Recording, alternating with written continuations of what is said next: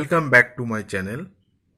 কোষে দেখি 19 প্রশ্নমালা বিভিন্ন ঘনবস্তু সংক্রান্ত বাস্তব সমস্যার এর আগের ভিডিওতে আমি 1 থেকে 9 পর্যন্ত অঙ্কগুলো কষে দিয়েছি।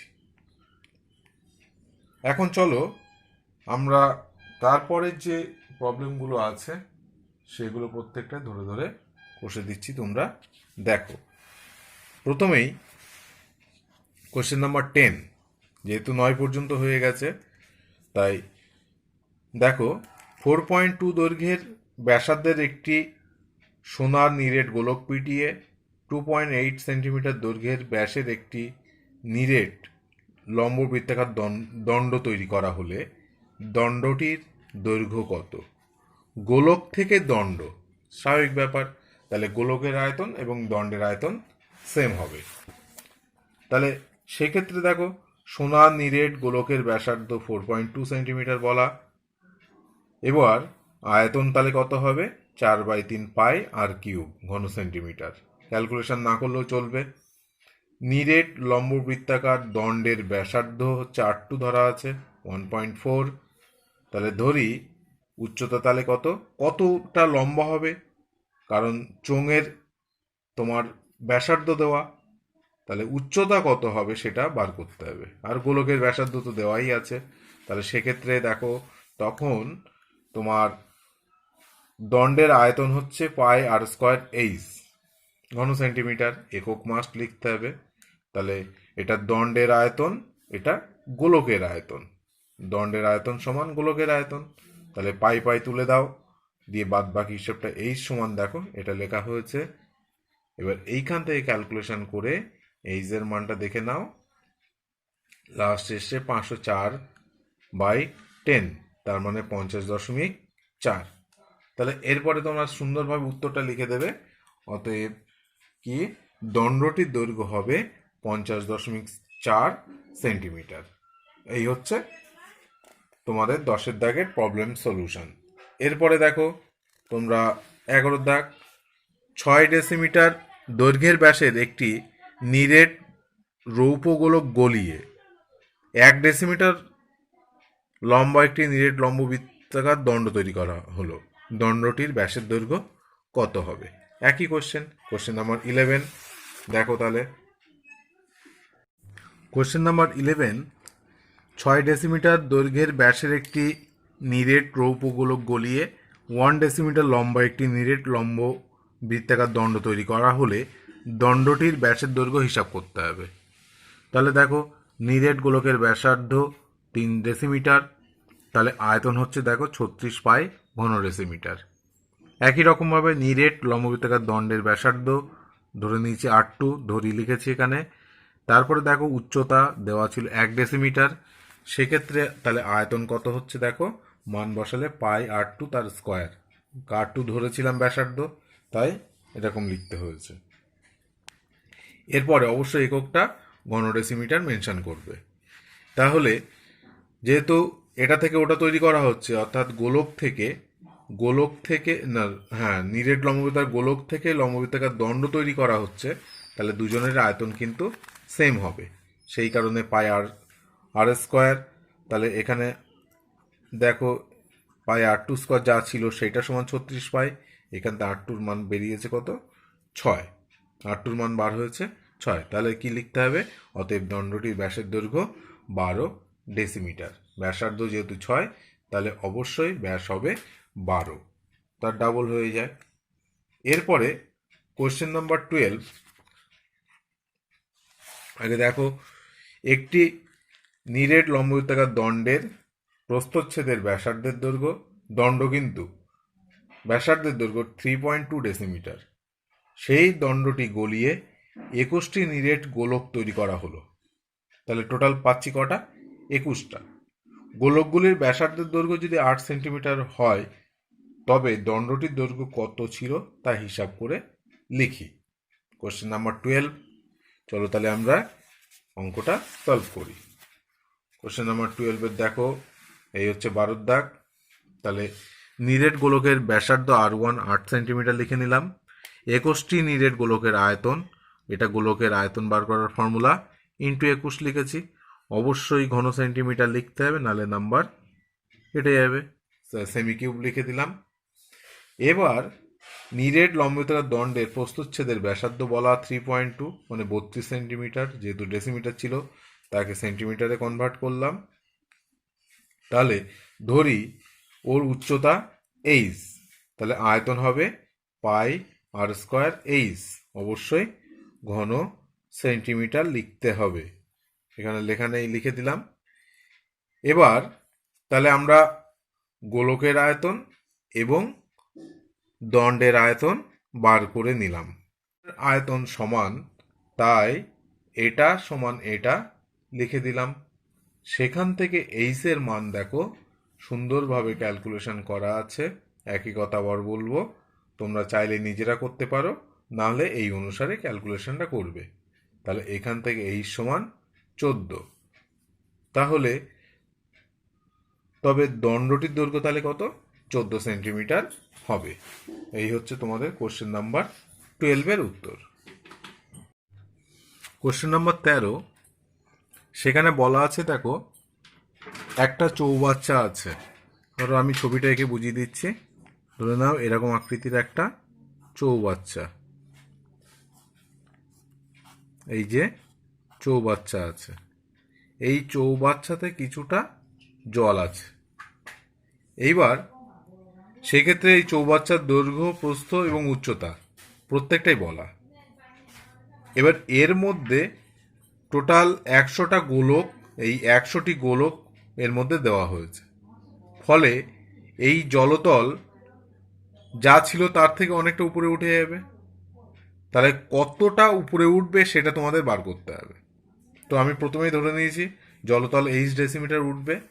তাহলে অপসারিত জলের আয়তন দৈর্ঘ্য ইন্টু প্রস্থ ইন্টু অপসারিত উচ্চতা, যেহেতু এইচ ধরেছি ঘন ডেসিমিটার লিখে নিলাম। তারপরে 100টি গোলকের আয়তন 4/3 পাই আর কিউব। এইবার ব্যাসার্ধ দেখো বলা আছে 21 সেন্টিমিটার, ব্যাস বলা ছিল 21, 2 দিয়ে ভাগ করলে সেন্টিমিটার, তাহলে ব্যাসার্ধ হচ্ছে 10 দিয়ে ভাগ করলে ডেসিমিটারে কনভার্ট হবে।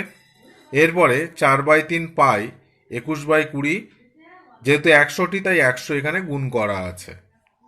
এরপরে দেখো তাহলে অপসারিত জলের আয়তন যা হবে, আবার 100টা গোলকের আয়তন তাই হবে। এটা হচ্ছে আর্কিমিডিসের ল, তোমরা ফিজিক্সে শিখেছো। এরপরে দেখো এইচের মানের হিসেবটা এখানে করে দেওয়া আছে, তোমরা দেখে নাও। আশা করি তোমাদের অসুবিধা হবে না। নিজেরা চাইলে করতে পারো ক্যালকুলেশনটা, না হলে আমার এই ক্যালকুলেশন তোমরা দেখে করতে পারো। তবে দেখো লাস্ট আছে কিন্তু 21/10 মানে 2.1, 21/10 মানে 2.1। তাহলে উত্তর লিখতে হবে কি? অতএব জলতল 2.1 ডেসিমিটার উপরে উঠবে। কোশ্চেন নাম্বার 14, দেখো 3টে ঘনবস্তু এক্ষেত্রে আছে। এক হচ্ছে শঙ্কু, অর্ধগোলক, চোঙ। এবার প্রত্যেকের ব্যাসার্ধ সেম, তাই প্রত্যেকের ব্যাসার্ধ আর একক করে ধরে নিয়েছি। প্রত্যেকের ব্যাসার্ধ সেম, তাই সবারই কিন্তু আর একক করে ধরা। প্রত্যেকের উচ্চতা সেম, দেখো শঙ্কুর উচ্চতা এইচ, অর্ধগোলকের উচ্চতা বলতে অর্ধগোলকের যা ব্যাসার্ধ তাই, ফলে এটাও আর চোঙের উচ্চতা এইচ। তার মানে এখান থেকে এই যে এর উচ্চতা যেটা এইচ বলছি সেটাই দেখো আর। তারপর এর আয়তন V1 একক শঙ্কুর, অর্ধগোলকের আয়তন V2 আর চোঙের আয়তন V3, এটা লিখে নিলাম। সেই আয়তনের অনুপাত বার করতে হবে। তো এক্ষেত্রে দেখো V1:V2:V3, V1 মানে 1/3 পাই আর স্কোয়ার এইচ, এটা হচ্ছে 2/3 পাই আর কিউব, এটা হচ্ছে পাই আর স্কোয়ার এইচ। এবার দেখো এইখানে এই যে প্রত্যেকের উচ্চতা যদি এইচ হতো, তাহলে অর্ধগোলকের উচ্চতা তো আর, এমনিতে উচ্চতা হয় না, অর্ধগোলকের যা ব্যাসার্ধ সেটাই তার উচ্চতা, তাই ন্যাচারালি এইচ এর মান আর। এই এইচ এর জায়গায় আমরা আর বসিয়ে দেবো, তাই যেহেতু আর সমান এইচ লিখে নিলাম। তাহলে কি হলো 1/3 পাই আর স্কোয়ার ইন্টু আর, 2/3 পাই আর কিউব, পাই আর স্কোয়ার ইন্টু আর। পরের লাইনে দেখো পাই আর কিউব পাই আর কিউব পাই আর কিউব, কমনলি আমি কেটে দিতে পারছি। তাহলে ব্যালেন্স পড়ে থাকছে কি 1/3 2/3 1। এবার অনুপাত তো ভগ্নাংশে রাখতে নেই, তাই 3 গুণ করলে দেখো সবার সঙ্গে, তাহলে এটা কাটবে 3 ফলে এখানে 3 আসবে, তাহলে 1:2:3। তাহলে ওই 3টে ঘনবস্তু অর্থাৎ শঙ্কু, অর্ধগোলক এবং চোঙের এদের আয়তন অনুপাত হবে 1:2:3। কোশ্চেন নম্বর 15, ভালো করে দেখো, বইয়ের 266 পৃষ্ঠা। 1 সেন্টিমিটার পুরু সীসার পাতের তৈরি একটি ফাঁপা গোলকের বাইরের ব্যাসার্ধের দৈর্ঘ্য 6 সেন্টিমিটার। গোলকটিকে গলিয়ে 2 সেন্টিমিটার দৈর্ঘ্যের ব্যাসার্ধের একটি নিরেট লম্ববৃত্তাকার দণ্ড তৈরি করা হলো। দণ্ডটির দৈর্ঘ্য কত? এক্ষেত্রে গোলকটা কিন্তু ফাঁপা, তাহলে বহির্ব্যাসার্ধ প্রশ্নে বলা আছে 6 সেন্টিমিটার, আর যেহেতু 1 সেন্টিমিটার পুরু, তাহলে 1 সেন্টিমিটার বাদ দিলে ওটাই হচ্ছে অন্তর্ব্যাসার্ধ 5 সেন্টিমিটার। তাহলে নিরেট অংশের আয়তন গোলকের, তাহলে এক্ষেত্রে দেখো এটা ফর্মুলাই আছে, 4/3 পাই বহির্ব্যাসার্ধ তার হোল কিউব মাইনাস অন্তর্ব্যাসার্ধ তার হোল কিউব, অর্থাৎ বাইরের পুরো গোলকের আয়তন থেকে ভিতরের ফাঁপা অংশ বাদ দিলে, বাইরের পুরো গোলকটার আয়তন থেকে ভিতরের ফাঁপা অংশের আয়তন বাদ দিলেই কিন্তু নিরেট অংশের আয়তন বার হয়। তাহলে সেই হিসাবে 6 কিউব 216, 5 কিউব 125, টোটাল হচ্ছে তাহলে 4/3 পাই 91 ঘন সেন্টিমিটার। এটা হচ্ছে নিরেট অংশের আয়তন, তাও গোলকের। এবার যে দণ্ডটি তৈরি করা হবে তার দৈর্ঘ্য বার করতে বলেছে, তাহলে এখানে ধরি কথাটা লিখে দিতে হবে। ধরি দণ্ডের দৈর্ঘ্য এই সেন্টিমিটার, তাহলে দণ্ডের যে দণ্ডটা তৈরি করা হবে তার যা আয়তন, সেই আয়তন আর গোলকের আয়তন বোথ আর সেম, সেই কারণে এখানে আমি ওটা লিখলাম। ওখান থেকে এইচের মানটা দেখো খুব সুন্দরভাবে বার করা যাচ্ছে। পুরো ক্যালকুলেশন করলে 30.1/3, তাহলে এইচের মান এটা বেরোচ্ছে।